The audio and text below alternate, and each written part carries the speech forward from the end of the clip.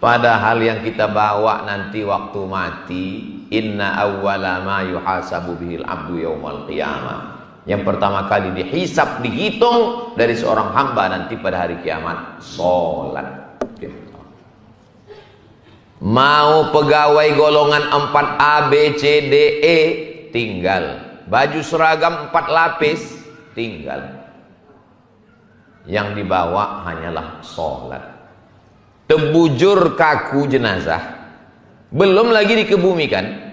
Orang yang datang menjenguk jenazah kita tuh, orang tuh udah berbisik sesama dia, aku gantikan dia nanti ya.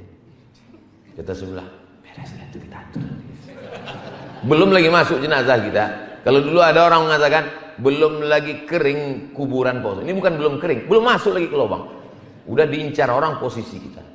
Tanya orang di warung kopi, kenapa dia cepat mati? Akulah nyantet dia itu kemarin. Saking kan mau cepatnya orang kita mati. Bapak Ibu yang dimuliakan Allah Subhanahu wa taala. Pulang ke rumah jam 4 keluar dari kantor, lengkap dengan macetnya, jumpa pula kawan, sampai di rumah jam 5. Lalu kemudian bersih-bersih segala macam sampai jam 6. Kalau bisa janganlah tinggalkan sholat berjamaah ke masjid maghrib.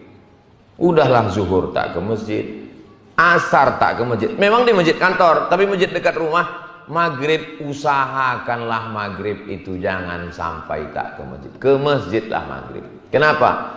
Karena tak tahu nanti malang tak dapat ditolak, untung tak dapat diraih. Entah mati kita, siapa menyolatkan jenazah kita? Ada seorang bapak, mati-matian dia mempertahankan bininya jangan bawa ke masjid. Istri saya jangan bawa ke masjid. Heranlah pegawai kawan jamaah kita. Kita berlomba-lomba ingin sholat jenazah itu di masjid. Kenapa sholat jenazah di masjid? Jamaahnya ramai, lebih 40 orang, ramai mendoakan. Dia mati-matian bertahan. Istri saya, jangan bawa ke masjid. Telusur. Rupanya Pak Ustadz, dia tak pernah ke masjid, malu.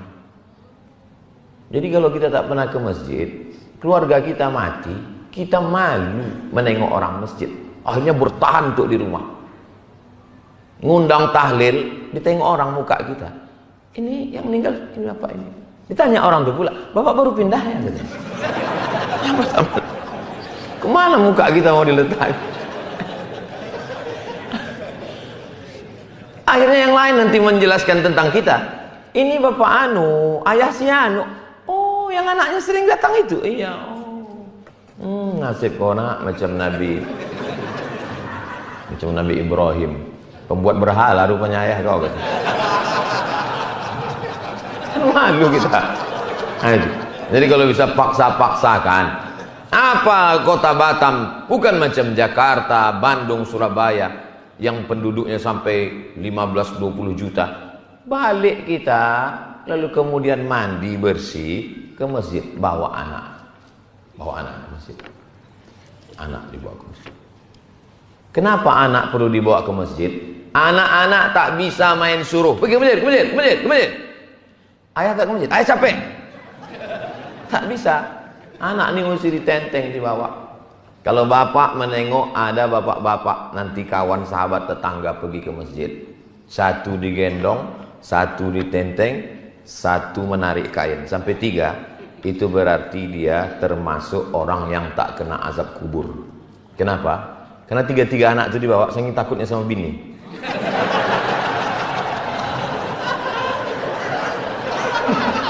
Kau udah kau tinggalkan dari pagi, ini bawa 3 nih. Aku udah muak, aku dan stres aku di rumah ini gitu.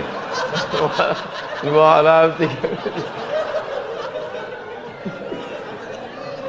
Kalau ada orang takut ke bini sampai begini, ini nanti di akhirat kalau dia mati, dia tak kena azab kubur. Kata malaikat, pas mau mengazab, yang ini tak usah kita azab. Kenapa? Udah azab kali di Batam. Ku tengok ketawa bapak lepas, ketawa ibu agak tersendat sedikit. Ini nampaknya Ustaz ini menceritakan aku nih gitu. Tak ada. Tadi waktu kami di dalam tanya Pak Ketua, tanya Pak bagian kerohanian, tidak ada membahas jamaah sedikit pun. Kalau yang saya cakap ini kebetulan tersinggung dia. Tadi pas cerita tentang tepat waktu, aku lupa. Pas cerita tentang sholat, aku tak sembahyang. Cerita menggendong anak, aku. Orang kalau dia tidak betul niat mengaji, disangkanya Ustaz itu nyindir dia aja. Dari awal aku muak kan dengan Ustaz Somad itu. Aku aja kan. Kalau Ustaz mana tahu? Saya mana tahu? Saya terbang dari Pekanbaru, datang kemari, suruh tausiah. Saya sampaikan apa yang ada di kepala saya sampaikan. Apa perlu ditulis di sini? Isi ceramah tidak ada unsur kesengajaan. Bila ada yang tersinggung, berarti memang penyakitnya sendiri. Kita mengaji itu meluruskan diri kita. Alah Ustaz Somad ngomong gendong anak. Itu kita tengok video Ustaz gendong juga. Sempatkan ke masjid. Kalau bisa dari maghrib ke isya jangan pulang ke rumah.